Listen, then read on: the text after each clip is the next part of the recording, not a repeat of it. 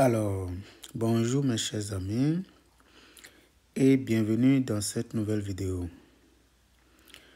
Aujourd'hui, nous allons étudier les variations d'une fonction assez particulière. Il s'agit d'une fonction définie par intégrale. Et comme toute fonction, pour étudier les variations, de façon générale, on nous demande de chercher l'ensemble sur lequel la fonction est définie. Donc, que je vais appeler domaine de définition.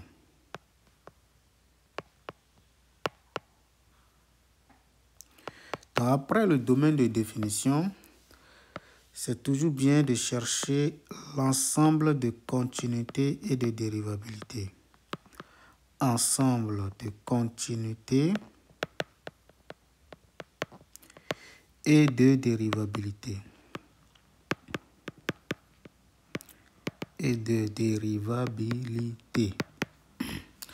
Après ça, vous dérivez la fonction. Dérivé plus le sens de variation. Plus le sens de variation. Vous calculez évidemment les limites aux bornes. Limites aux bornes. Et enfin, vous donnez le tableau de variation qui est juste un résumé, d'accord, de tout ce que vous avez fait de façon très rigoureuse. Ce n'est pas obligatoire, mais c'est juste pour résumer toute la situation, tout ce que vous avez fait de 1 jusqu'à 4. Donc, c'est toujours bien de le faire. Ça résume en fait tout. On lit tout dans ce tableau. Dans certaines situations, il faut comprendre que si vous étudiez la parité de la fonction, ce qui n'est pas obligatoire non plus, mais lorsque vous avez la parité de la fonction, vous devez savoir que ça vous permet de réduire l'ensemble sur lequel vous allez travailler. Et c'est toujours bien. Par exemple, vous avez une fonction qui est définie par exemple sur R. Si cette fonction est paire, ça voudra dire tout simplement que vous pouvez vous concentrer sur l'intervalle 0 à plus l'infini. Donc, travailler sur l'intervalle 0 à plus l'infini et travailler sur R, dans tous les cas, ce serait beaucoup plus simple pour tout le monde de travailler sur 0 à plus l'infini. Donc, quand la fonction est paire ou impaire, vous pouvez, d'accord, scinder le domaine en deux. Et après, le résultat que vous trouvez sur 0 à plus l'infini, vous transportez ça sur l'intervalle moins l'infini à 0. Si la fonction est paire, vous transportez exactement le sens de variation. Mais si c'est impair, vous prenez le sens contraire du sens de variation. En plus de ça, il y a dans certaines situations également les questions sur la périodicité. D'accord? Périodicité. Dans la périodicité aussi, non seulement, réduit également notre domaine, d'accord, encore plus petit. Et c'est toujours bien. Donc, c'est surtout pour la périodicité, c'est lorsque vous avez en face des fonctions un peu trigonométriques là.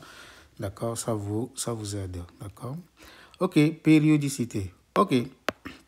Donc, si vous respectez ces 5 étapes, c'est fini. Vous avez terminé l'étude des variations. Donc, on va commencer tout simplement, d'accord, pour notre fonction, par chercher l'ensemble des définitions.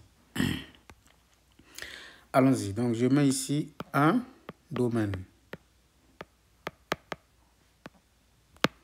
Domaine de définition. C'est pas difficile. Je rappelle d'abord F. C'est l'intégrale allant de x à 2x, d'accord, de 2025 divisé par la racine carrée de 1 plus t exposant 4 fois dt.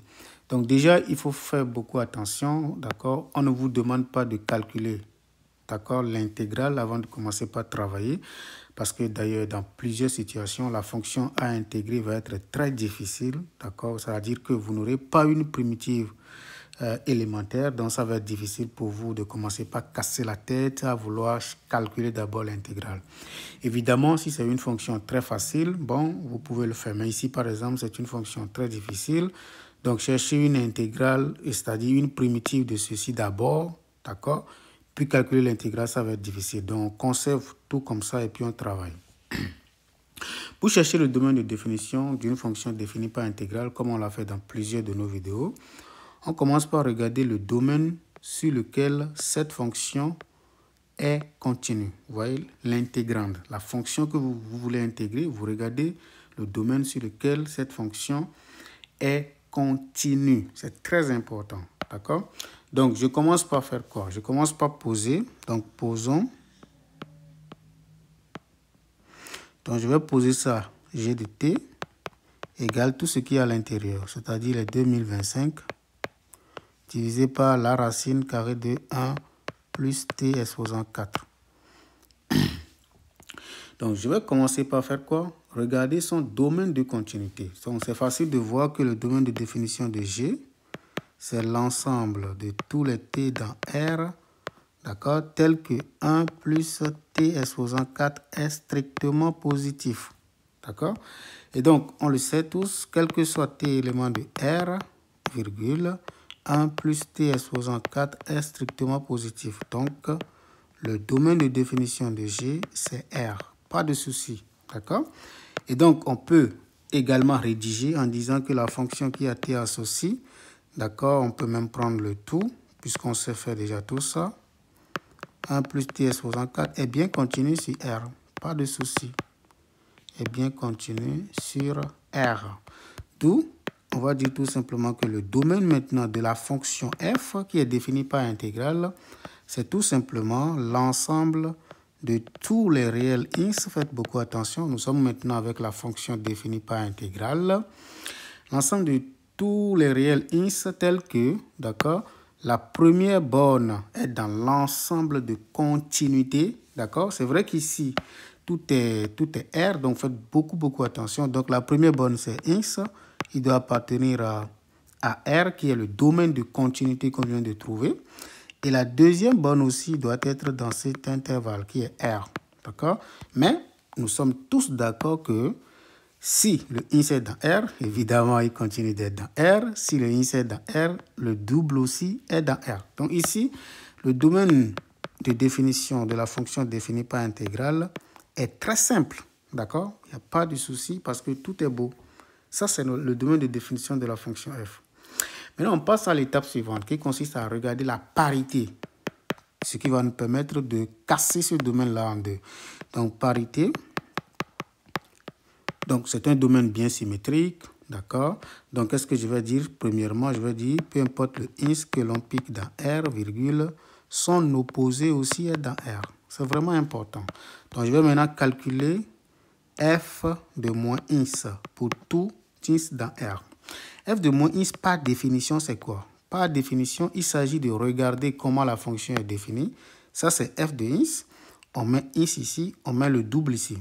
Maintenant, quand je cherche f de moins ins, je vais mettre moins ins ici et le double de moins ins, d'accord, pour la borne supérieure. Donc, j'écris, ça fait moins x moins 2 ins de 2025 sur la racine carrée de 1 plus t exposant 4 dt.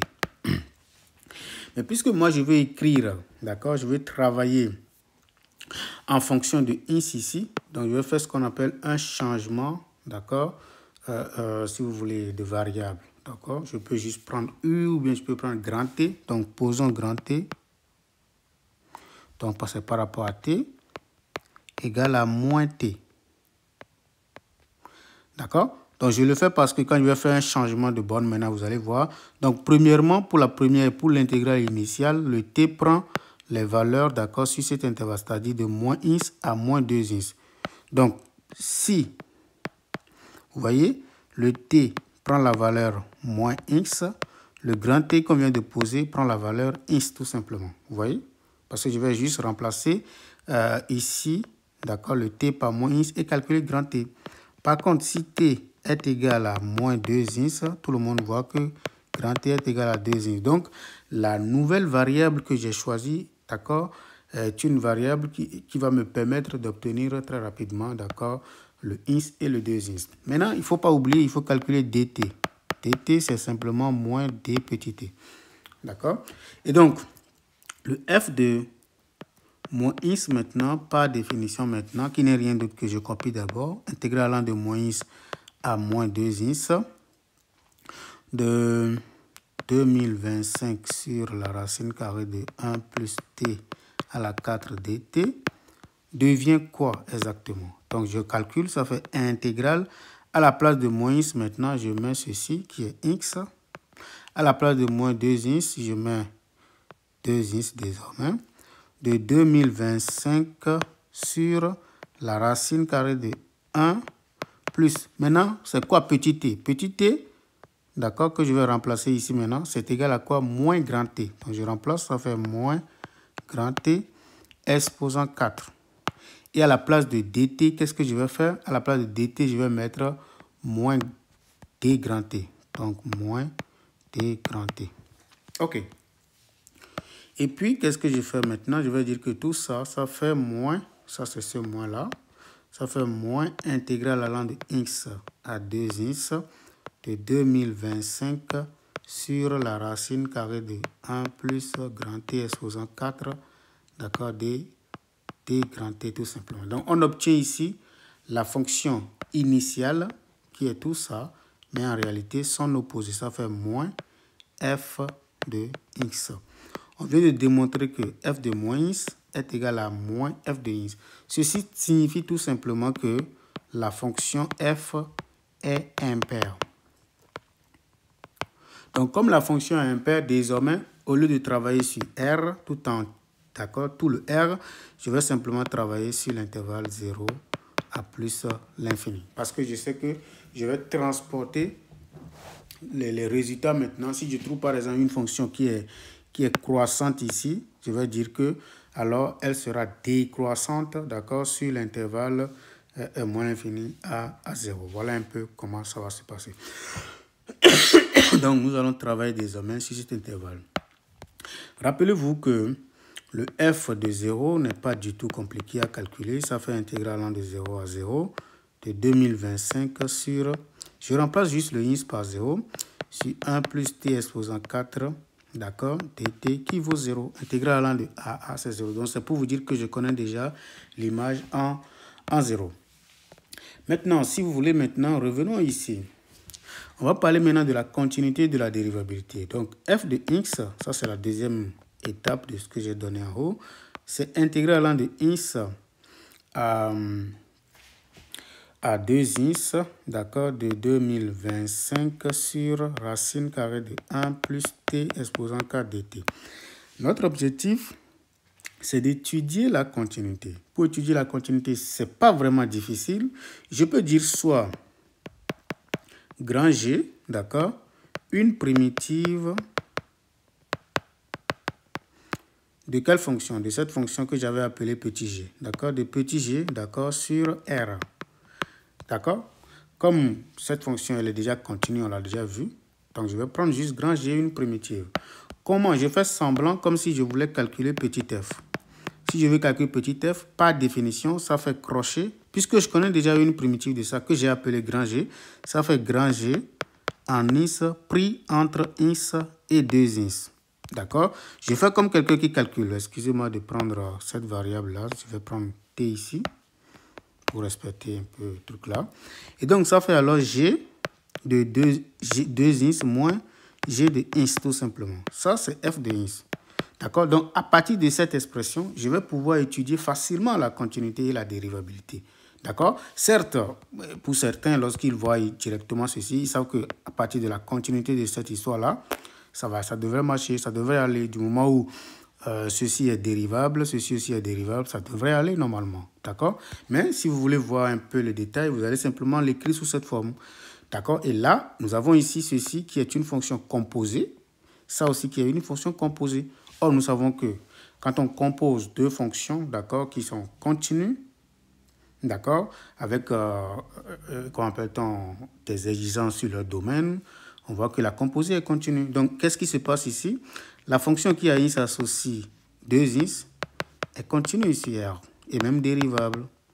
Continue et dérivable sur R, d'accord? Mais on voit que cette fonction-là, son image, d'accord, quand on prend l'image de R, d'accord, de la fonction qui a ins associé 2 ins, c'est encore R, d'accord. Et ici, G est dérivable également, et continue, et dérivable sur R, d'accord. Donc, on peut simplement dire que la fonction qui a ins associe G de ins et qui a ins associe G de 2 ins sont continues et dérivables.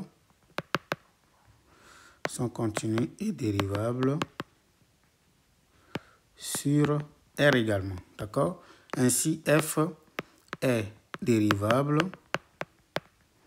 sur R comme somme de fonctions continues et dérivables. Donc, comme somme de fonctions dérivables. Maintenant, on va passer à la dérivée.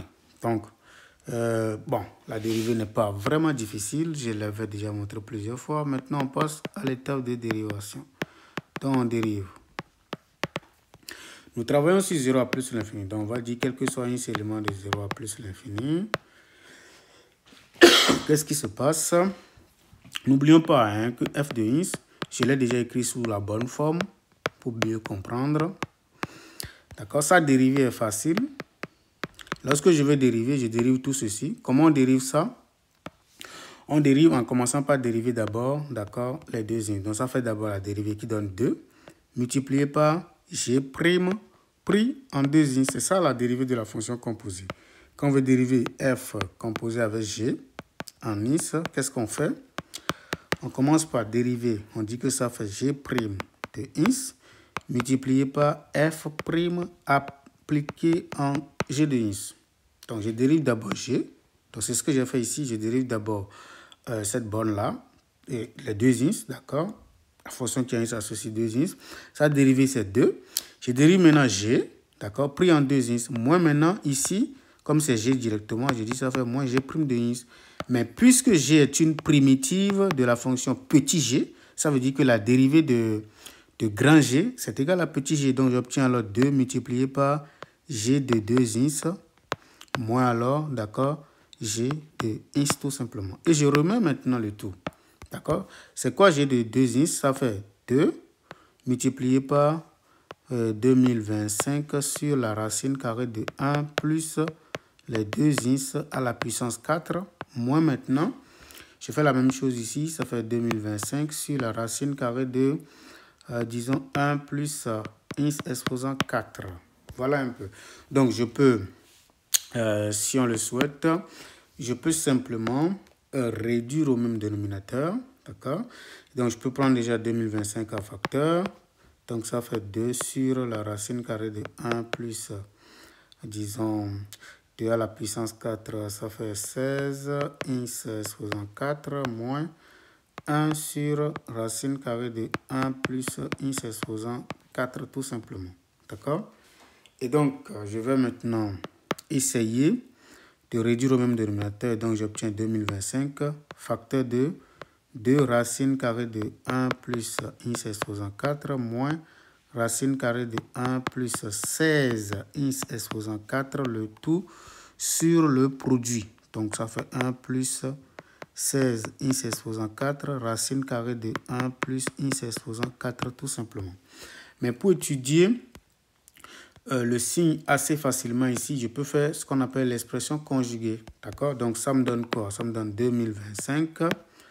Facteur de, donc si j'utilise l'expression conjuguée, cela voudra dire que je vais obtenir le carré de ça qui donne 4 facteurs de 1 plus ins exposant 4 moins, en parenthèse, 1 plus 16 ins exposant 4 sur le produit d'abord de 1 plus 16 ins exposant 4, racine carrée de 1 plus ins exposant 4 fois maintenant, d'accord, puisqu'on a fait l'expression conjuguée, ça fait 2 racines carrées de 1 plus ins exposant 4 plus la racine carrée de 1 plus 16 ins exposant 4 tout simplement. Et donc, je vais essayer de développer. Quand je développe, qu'est-ce que j'obtiens? J'obtiens ici 4. D'accord? Et donc, 4 moins 1, ça me donne 3. Plus, d'accord? Disons, 4 ins exposant 4 moins 16. Quand je fais 4 moins 16, ça donne exactement moins 12. Ça fait exactement moins 12 x exposant 4 sur tout ceci, d'accord, que je vais simplement recopier. 1 plus 16 x exposant 4, 1 plus x exposant 4, facteur de 2 racine carrée de 1 plus x exposant 4 plus racine carrée de 1 plus 16 x exposant 4 tout simplement. Mais je peux factoriser par 3. Donc quand je factorise par 3, j'obtiens 2025. Facteur de 3, facteur de 1 moins, d'accord, 4. X exposant 4 que je peux factoriser. Si vous le permettez, je vais noter tout ce qui est au dénominateur là, qui ne me dérange pas d'ailleurs, d'accord, qui est juste une quantité positive. Donc ce qui nous préoccupe, c'est seulement au numérateur ici que je vais factoriser facilement. Donc ça fait 1 moins 2 x au carré, le tout au carré, d'accord, sur tout ceci que j'appelle au dénominateur, que je peux noter et continuer à l'utiliser. C'est une quantité positive, donc ça ne me dérange pas de l'écrire chaque fois. Donc j'obtiens ici 2025 fois 3. D'accord, ici ça fait 1 moins, disons 2x au carré, facteur de 1 plus 2x au carré, sur, d'accord, encore une fois, tout ce dénominateur que je conserve. Ce qui donne alors 2025 multiplié par 3, d'accord, fois, et donc ici ça me fait 1, d'accord, moins la racine de 2x, facteur de 1 plus la racine de 2x multiplié par 1 plus 2x au carré sur la racine carrée de 1 plus, je vais réécrire maintenant ça, fois 1 plus x exposant 4, facteur de 2 racine carrée de 1 plus x exposant 4 plus racine carrée de 1 plus 16 x exposant 4. Donc on voit que cette quantité que vous voyez là, puisque nous sommes dans l'intervalle 0 à plus l'infini, on voit que ceci est positif tout le temps. Ceci aussi est positif, mais il va rester simplement le signe de celui-là qu'on va chercher. D'accord? Et c'est ce signe-là qui va nous permettre de déterminer le sens de variation, d'accord, de notre fonction tout simplement. D'accord? Et donc, ça veut dire quoi tout simplement? Ça veut dire que nous avons ceci. Nous avons ici, si vous voulez, ça fait x. Ici, nous avons 0. Ici, nous avons la racine carrée de 2 qui va intervenir parce que nous allons poser tout ceci égal à 0. Puisque ça, c'est positif, ça aussi, c'est positif. Le signe va dépendre simplement de ça. Et donc, nous avons plus l'infini ici. D'accord, la dérivée s'annule. Et donc, je mets ici f' de x ici. Mais nous savons que pour cette fonction-là, qu'est-ce qui se passe généralement? Donc, comme c'est une fonction affine, nous savons qu'avant la racine, d'accord, ça va prendre l'opposé, ça va être plus. Et ici, ça va être moins. Donc, nous obtenons quelque chose comme ça. D'accord? On peut dire la fonction est strictement croissante sur l'intervalle 0 à racine carrée de 2 et strictement décroissante sur l'intervalle racine carrée de 2 à plus l'infini. Donc, nous obtenons ce tableau de variation. Il va simplement manquer pour nous quoi exactement? Les limites aux bornes. Donc, nous avons déjà la limite quand il s'en va 0 de la fonction f, qui n'est rien d'autre que f de 0. Je l'ai déjà calculé. Il nous reste simplement la limite en plus l'infini, qui est la plus importante limite. Donc, ici, on va avoir f de la racine carrée de 2. D'accord? Et après, on calcule la limite. Donc, je calcule maintenant la limite en plus l'infini. Calculons. Limite lorsque x tend vers plus l'infini, d'accord, de l'intégrale allant de x à 2x de 2025 sur la racine carrée de 1 plus t exposant 4 dt. Ok. Comment nous allons faire ici? Je vais reprendre toujours le g que j'ai posé au tout début, qui n'est rien d'autre que 2025 sur la racine carrée de 1 plus t exposant 4. Je pose ça g de t. Je commence par dériver. G' de t, c'est quoi? G' de t, il s'agit d'utiliser exactement les formules de dérivation. D'accord? Ça ne va pas être très difficile. Comment je fais ici? Ça me fait tout simplement 2025, d'accord, multiplié par la dérivée. Donc, ça va faire moins dérivée de tout ça. Parce que si vous avez l'inverse d'une fonction que vous voulez dériver, ça fait moins g' sur g carré. Donc, je vais dériver tout ceci. D'accord? Et quand je dérive, j'obtiens moins. La dérivée de tout ça, c'est quoi? Ça fait exactement... ça fait 4 t exposant 3 sur 2 racines carrées de 1 plus t exposant 4. Maintenant, ça, c'est exactement la dérivée de ce que je viens d'encercler. Divisé par le carré du dénominateur qui nous donne 1 plus t exposant 4, tout simplement. Maintenant, si j'essaye de réduire un peu, j'obtiens tout simplement... ça va faire moins... Donc, les 4 se simplifient, ça va faire moins 2025 fois 2. D'accord, t exposant 3, le tout sur 1 plus t exposant 4, racine carrée de 1 plus t exposant 4, tout simplement. Donc, qu'est-ce que cela voudra dire? Ça veut dire que si t est positif, nous avons une fonction qui est strictement décroissante parce que quel que soit t, d'accord, positif, d'accord, nous avons g' de t qui est strictement inférieur à 0. Donc, g, en réalité, la fonction g elle-même est strictement décroissante. Comme elle est strictement décroissante, elle va nous permettre, d'accord, de travailler sur l'intervalle, d'accord, pour la fonction petit f. N'oublions pas f. F, par définition, c'est intégré allant de ins à 2 ins. D'accord? Si vous voulez, de g de t dt, par définition. D'accord? Donc, on va prendre maintenant t, ce t-là, dans l'intervalle x à 2 ins. Si on travaille dans cet intervalle, qu'est-ce qui va se passer? Nous savons que la fonction est décroissante. Donc, g étant strictement décroissante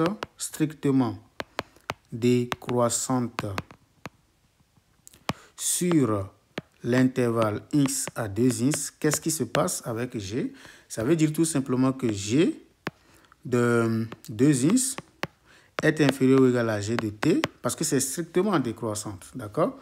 Et inférieur ou égal à g de ins, c'est-à-dire sur cet intervalle, d'accord, on calcule d'abord g de 2 ins, après on met g de ins de l'autre côté. Maintenant, je vais intégrer, donc comme l'intégrale respecte l'ordre de l'inégalité, nous avons l'intégrale allant de ins à 2 ins. N'oubliez pas que nous sommes dans l'intervalle ins est positif. Donc, ceci de g de 2 ins dt est inférieur ou égal à l'intégrale allant de ins à 2 ins de g de t dt. Et ça, c'est inférieur ou égal à l'intégrale allant de ins à 2 ins g de ins dt. D'accord? Mais ceci, c'est quoi? C'est quoi pour nous? D'accord? Ça fait exactement g de 2 ins parce que ça ne dépend pas de t. Intégrale allant de ins à 2 ins de 1 fois dt inférieur ou égal, ça par définition c'est f de ins. Et ça, c'est égal exactement à g de ins multiplié par intégrale allant de ins à 2 ins de 1 fois dt. Mais ceci, c'est égal à quoi? Ça fait la différence des bornes. Parce qu'une primitive de ceci, c'est égal à t. Et puis, on l'évalue en 2 ins moins l'évaluation en ins. Et donc, on obtient ins fois g de 2 ins inférieur ou égal à f de x qui est inférieur ou égal à ins encore fois g de x. Or, si on utilise le théorème des gendarmes, on voit que la limite, lorsque x tend vers plus l'infini de x fois g de 2 ins, ce n'est rien d'autre que la limite lorsque x tend vers plus l'infini. D'accord? Donc, ça fait x, ça fait 2025 fois x fois la racine carrée de 1 plus, disons, 2 ins exposant 4. D'accord? Et ça, je vais essayer de factoriser ceci par x au carré. Si je sors le x carré, ça me donne limite lorsque x tend vers plus l'infini de 2025 sur la racine carrée de 1 plus 1 sur, parce que j'ai sorti le x carré en facteur ici, plus maintenant 2 exposant 4 x carré. Parce que j'ai factorisé sous le radical par x carré, c'est pourquoi j'ai mis 1 sur x carré ici. Par x carré, nous avons 2 exposant 4 fois x carré. Et donc, quand je sors le x carré sous le radical, ça devient x parce que là, on tend le x vers plus l'infini. Donc, on simplifie, on obtient ça. Maintenant, au numérateur, nous avons un réel. Au dénominateur, nous avons l'infini. Ça fait 0. On fait la même chose pour ceci. c'est la même chose, d'accord? Donc, limite de g de x fois g de x, quand x tend vers plus l'infini. Également, en procédant de la même manière, ça fait 2025 sur la racine carrée de 1 plus x exposant 4, quand le x tend vers plus l'infini, ça fait exactement 0. Donc, en utilisant le théorème des gendarmes, on conclut que la limite, d'accord, lorsque x tend vers plus l'infini de f de x vaut exactement 0. Et donc, on revient maintenant dans notre tableau pour compléter le tableau de variation qui nous donne alors ceci, puisque j'avais déjà calculé ceci et ça. C'est tout. Maintenant, il nous reste à calculer maintenant f de racine carrée de 2. Et comme je le disais tantôt, ce n'est pas toujours évident, d'accord, de calculer, d'avoir une primitive de notre fonction de base. Donc, tout ce qu'on peut faire ici, c'est de chercher une valeur approchée. Donc, f de racine carrée de 2, par définition, c'est quoi?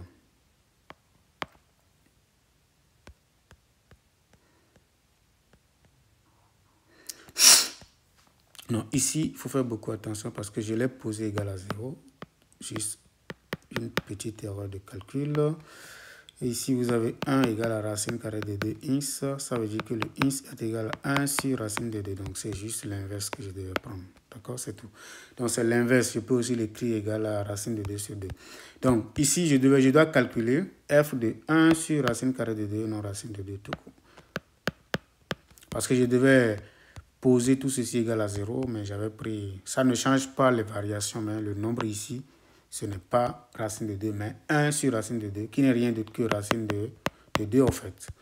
Et racine de 2 sur 2. C'est bien ça, hein, voilà. Ok. Donc, ça, c'est f de racine de 2 sur 2. Par définition, ça fait intégrale allant de racine de 2 sur 2. Et on prend son double. Son double, ça fait exactement la racine de 2, de 2025 sur la racine carrée de 1 plus t exposant 4 dt. Mais ici, comme je le disais, c'est difficile d'avoir une primitive de ceci tout de suite. Donc, on va chercher simplement une valeur approchée. C'est quoi une valeur approchée? C'est comme vous avez... Cette fonction, elle est bien positive. Il n'y a pas de souci pour ça. Donc, si cet intervalle, ça représente exactement l'aire. Donc, vous avez par exemple une fonction que je trace comme ça. Donc, vous avez A ici, vous avez ici B. D'accord, l'intégrale allant de A à B, d'accord, si ceci est la courbe représentative de F, c'est exactement l'aire de ce domaine-là. D'accord, donc ce que nous voulons faire maintenant, c'est de chercher une valeur approchée. Une valeur approchée consiste à découper le domaine en des petits rectangles. Donc, je découpe mon domaine en des petits rectangles. Donc, vous voyez, 1, 2, 3... 4, 5, 6, 7, 8. Donc, je découpe en des petits rectangles. Et puis, je commence par calculer l'aire de ces rectangles-là. Vous voyez? Juste l'aire. Vous voyez? Voilà. Donc, je fais ça. Je cherche juste la plus petite valeur. Ainsi de suite. Et puis ça. Donc, je découpe en des petits rectangles, d'accord, pour pouvoir calculer maintenant. Donc, quand je découpe, par exemple, si je suppose que les rectangles ont... C'est-à-dire que la base que j'ai choisie pour mes rectangles sont de... Si ces bases-là sont de même longueur, par exemple, vous allez voir ici, j'obtiens L. C'est la même chose ici, L, L, ainsi de suite. Vous allez voir que la somme de L donne exactement, d'accord, le nombre de rectangles que j'ai choisi. Donc, ici, nous allons choisir N égale à 10. On peut prendre 20, plus vous augmentez le nombre total de rectangles, plus vous avez beaucoup de rectangles, plus vous allez tendre, vous allez faire une petite erreur simplement. Donc, je prends juste un simple exemple. Je peux prendre n égale à 5, mais l'écart serait de trop. Donc, si je prends n égale à 10, qu'est-ce que ça veut dire exactement? En tout cas, l'intégrale allant de racine, bon, je vais l'écrire d'abord, a à b, disons g de t dt, ça c'est égal à quoi? Ça c'est égal sensiblement égal à b moins a sur le nombre total de rectangles que je me donne, d'accord, multiplié par la somme. Donc vous faites maintenant, disons f de a plus f de a plus b moins a sur n, plus ainsi de suite, d'accord, plus maintenant f de a plus, disons, n-1 fois b-a sur n. Voilà, pourquoi? Parce que le premier rectangle, d'accord, je prends ça et je prends la hauteur, je le prends exactement égal à f de a. C'est ça qui est ici. Donc ça fait, on cherche en fait les aires, d'accord? Donc ici, l'aire de ce rectangle-là, c'est quoi? C'est la longueur, d'accord, fois la largeur. La largeur ici, c'est la longueur commune en fait de chaque... c'est la largeur commune de chaque petit rectangle que j'ai construit. Donc ça fait b-a sur n. C'est ça que j'ai pris en facteur ici. Sinon, chaque fois, je devais faire l'aire de ceci, ça fait ça fois ça. L'aire du second rectangle, ça fait ça fois ça, ainsi de suite. Maintenant, il faut prendre chaque base qui est ici fois cette hauteur-là. Mais la hauteur, si je prends le premier rectangle, d'accord, sa hauteur est égale à f de a, c'est ça qui est ici. La hauteur de celui qui suit, d'accord, ça fait le point qui est ici. Or, le point qui est ici, pour l'obtenir, je fais a plus l. Donc, ça fait a plus l. Donc, je prends son image, exactement ça. Donc, c'est une formule qu'on connaît rigoureusement. Et donc, avec ça, nous allons simplement calculer. Dans notre cas, avec n égale à 10, nous obtenons intégrale allant de racine de 2 sur 2 à racine de 2 de 2025 fois racine carrée de 1 plus t exposant 4 dt. Ça fait tout simplement, quand je calcule b moins a sur 10 ici, ça fait quoi? Ça fait racine de 2 moins racine de 2 sur 2, le tout sur 10, qui nous donne alors 2 racine de 2 moins la racine de 2 sur 20, qui donne alors racine de 2 sur 20. Donc, je prends alors la racine de 2 sur 20, facteur de f de la première borne, qui n'est rien d'autre que la racine carrée de 2 sur 2, plus maintenant f de la racine carrée de 2 sur 2, plus b moins a, c'est-à-dire la racine carrée de 2 sur 20. Vous faites la même chose jusqu'au dernier. Le dernier, ça va être f de la racine carrée de 2 sur 2, plus maintenant 9 fois, d'accord, la racine carrée de 2 sur 20. Donc, tout ça, là, vous utilisez la machine et vous calculez, d'accord. Vous allez trouver quelque chose qui est sensiblement égal, d'accord, à 951,75, tout simplement. D'accord, c'est surtout à cause de ce grand nombre que nous avons mis ici. Les 2025, c'est à cause de ça que nous avons un très grand nombre. Donc, ceci nous complète tout simplement notre tableau. Donc, ça nous permet d'avoir une valeur approchée qui n'est rien d'autre que 951,75. Voilà. Donc, voilà exactement, d'accord, le tableau de variation, d'accord, sur l'intervalle, disons, 0 à plus l'infini. Si moins l'infini à 0, on prend juste le contraire, c'est-à-dire que l'inverse du tableau que nous avons ici, d'accord. Mais dès que vous faites ça et vous dites que la fonction est impaire, d'accord, il suffit juste de faire maintenant, comment on appelle-t-on, le symétrique par rapport à l'origine du repère, et puis vous avez le tableau complet. Merci d'avoir regardé cette vidéo. En commentaire, n'hésitez pas à nous dire ce que vous en pensez. Si vous cherchez la vidéo concernant la manière de déterminer le domaine de définition d'une fonction avec intégrale, je vais laisser le lien en commentaire. Et également, d'autres vidéos sur comment on dérive les fonctions avec intégrale, je l'ai déjà fait. Merci beaucoup d'avoir regardé cette vidéo.